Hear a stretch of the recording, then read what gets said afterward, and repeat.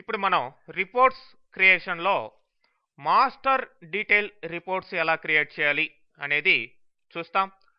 Master detail reports create చేయాలి అంటే కంపల్సరీగా మీకు 2 ఆర్ మోర్ టేబుల్స్ ఉండాలి, 2 టేబుల్స్ ఉండాలి. ఎనీవే మన యొక్క ఆర్టికల్లో ఇప్పుడు ఆల్రెడీ ఎంప్లాయీ టేబుల్ అంటే ఈఎంపి డిఈపిటి ఈ 2 టేబుల్స్ ఉన్నాయండి. అంటే డిపార్ట్మెంట్ నంబర్ డిఈపిటి టేబుల్లో ఉన్న డిపార్ట్మెంట్ నెంబరు, అట్లానే ఎంప్లాయీ టేబుల్లో ఉన్న డిపార్ట్మెంట్ నెంబరు, ఈ రెండింటికి మధ్యలో రిలేషన్షిప్ అనేది ఉంటుంది. అంటే ఫారిన్ కి రిలేషన్షిప్ అనమాట.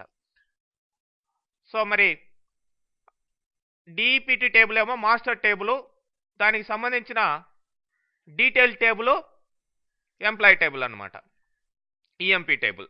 ఓకే, ఆ యొక్క రిలేషన్షిప్ ఆల్రెడీ ఎగ్జిస్ట్ అయి ఉంది.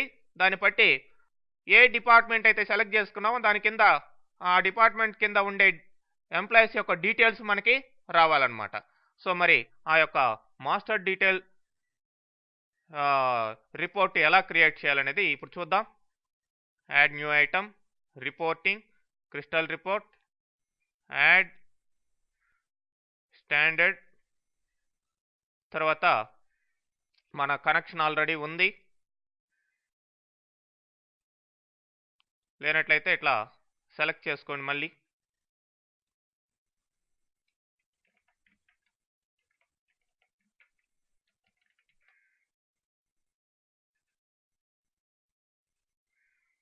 సో ఇప్పుడు ఈ స్కాట్ యూజర్లో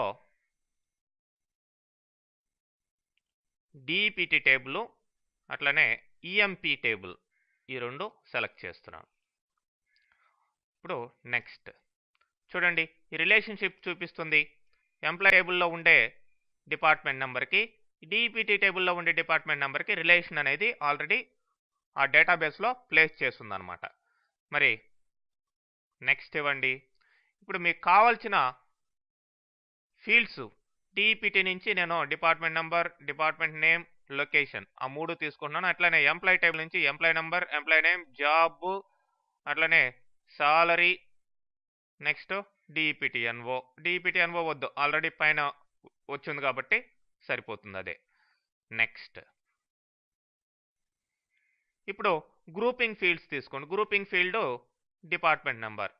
ఓకే, నెక్స్ట్ ఆర్డర్ కూడా మీరు తీసుకోవచ్చు, ఏ ఆర్డర్లో డిస్ప్లే కావాలనేది, అసెండింగ్ ఆర్డర్, డిసెండింగ్ ఆర్డర్ అనేది. ఇప్పుడు సమ్మరీ అంటే క్యాల్కులేషన్ ఫీల్డ్స్ వచ్చేసి only salary. Next next next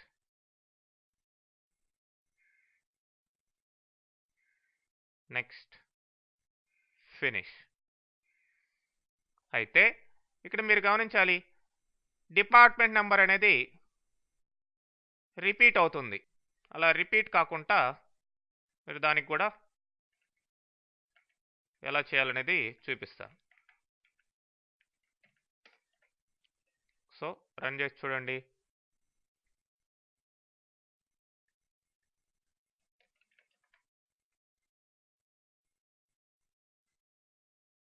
ఈ యొక్క డిపార్ట్మెంట్ డీటెయిల్స్ ఒక్కసారే రావాలి. 10th డిపార్ట్మెంట్ మళ్ళీ మళ్ళీ రిపీట్ అయి ఉంది అంటే క్లార్క్కి, కింగ్కి, మిల్లర్కి వీళ్ళందరికి కూడా ఒకే డిపార్ట్మెంట్, 10th డిపార్ట్మెంటే ఒక్కసారి వస్తే సరిపోతుంది అనమాట. ఎందుకంటే అది మాస్టర్ కాబట్టి.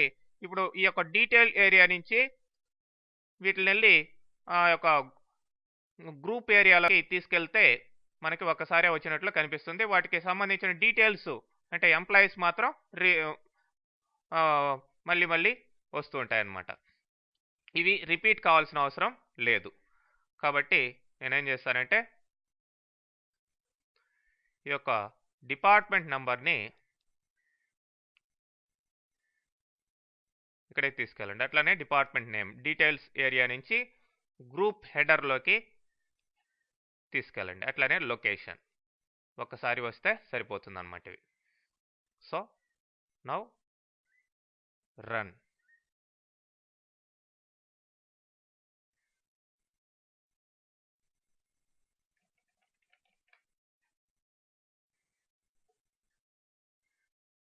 చూడండి ఇప్పుడు ఒక్కసారే వచ్చింది ఈ యొక్క డిపార్ట్మెంట్ యొక్క డీటెయిల్స్.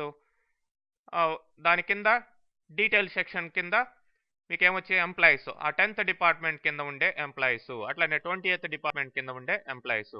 ఈ విధంగా మాస్టర్ డీటెయిల్ రిపోర్ట్ని సింపుల్గా క్రియేట్ చేసుకోవచ్చండి.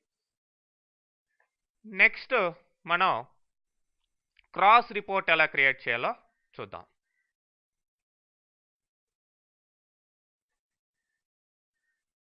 క్రాస్ ట్యాబ్ అని ఉంది, దీన్ని తీసుకోండి. ఓకే, ఇప్పుడు ఎంప్లాయీ టేబుల్ని తీసుకుంటున్నాను.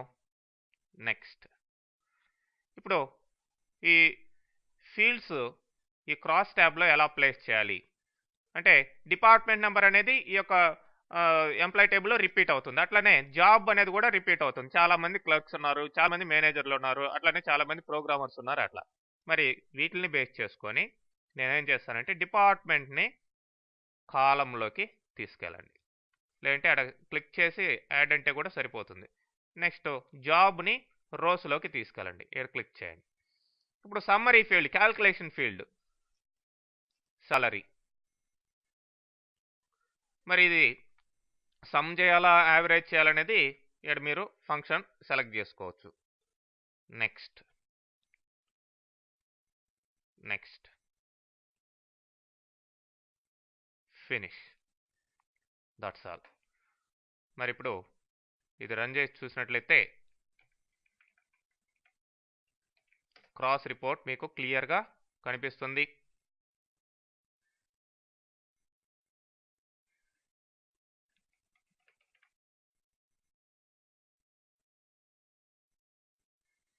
చూడండి ఇక్కడ క్లర్క్స్ అంటే జాబ్ వైజ్ చూసినా ఇట్లా, లేదంటే డిపార్ట్మెంట్ వైజ్ చూసినా ఇక్కడ ఫైనల్గా టోటల్స్ వస్తున్నాయి. 10th డిపార్ట్మెంట్లో ఉండే వాళ్ళ శాలరీస్, 20th డిపార్ట్మెంట్లో ఉండే శాలరీస్, ఇట్లా టోటల్స్ రావడం జరిగింది. అట్లనే జాబ్ వైజ్ క్లర్క్స్ అందరి టోటల్ శాలరీ, మేనేజర్లందరి టోటల్ శాలరీ, ఇట్లా ఫైనల్గా ఇటు ఈ టోటల్ చూసినా ఈ క్రాస్లో వచ్చే గ్రాండ్ టోటల్ అనేది ఒకటిగా ఒకే విధంగా ఉంటుంది. అంటే వీటిని టోటల్ చేసిన 29,025 రూపీస్ వస్తుంది. అట్లనే వీటిల్ని టోటల్ చేసిన ఇక్కడ గ్రాండ్ టోటల్ ఒకే విధంగా వస్తుంది. దీన్నే క్రాస్ రిపోర్ట్ అంటాం. ఓకే,